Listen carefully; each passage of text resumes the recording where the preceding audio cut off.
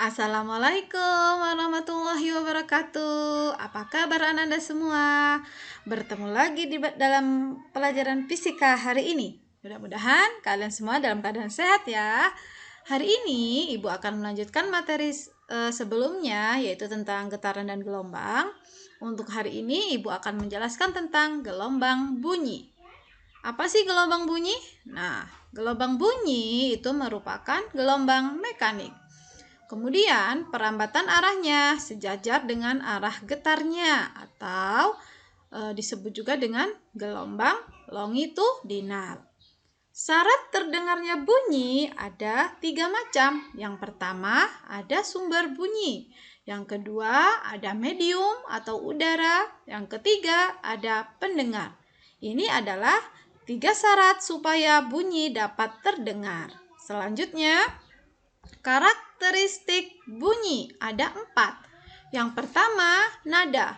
Nada adalah bunyi yang frekuensinya teratur. Kemudian yang kedua, desah. Desah adalah bunyi yang frekuensinya tidak teratur.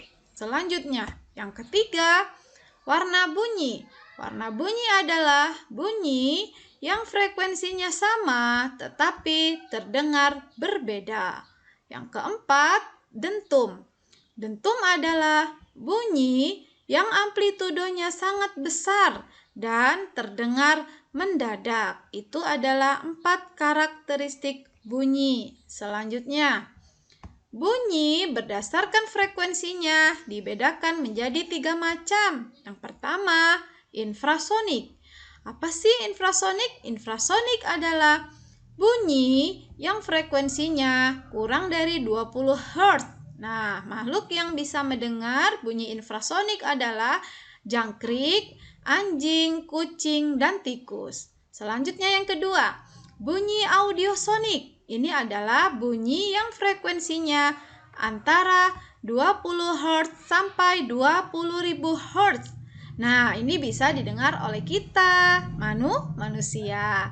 Selanjutnya yang ketiga adalah ultrasonik. Ultrasonik adalah bunyi yang frekuensinya lebih dari 20.000 Hz.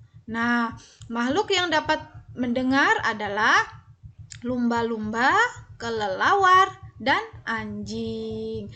Jelas ya tentang 3 macam bunyi ini ya. Selanjutnya, sifat-sifat dari gelombang bunyi.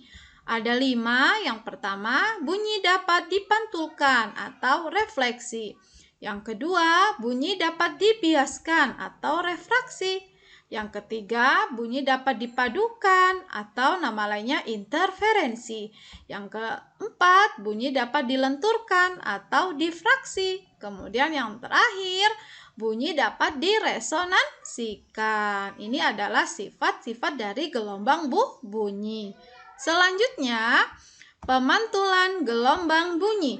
Pemantulan gelombang bunyi itu dibagi menjadi 2. Yang pertama ada gaung. Gaung adalah bunyi pantul yang terdengar hampir bersamaan dengan bunyi asli. Terdengarnya jelas. Ini adalah pengertian dari gaung. Kemudian yang kedua ada gema. Gema adalah bunyi pantul yang terdengar setelah bunyi asli, terdengarnya tidak jelas. Ini adalah pengertian dari gema. Mudah-mudahan paham semua ya anak ya. Kemudian untuk latihannya pada hari ini sudah Ibu siapkan 5 soal. Yang pertama, sebutkan 3 syarat terjadinya bunyi.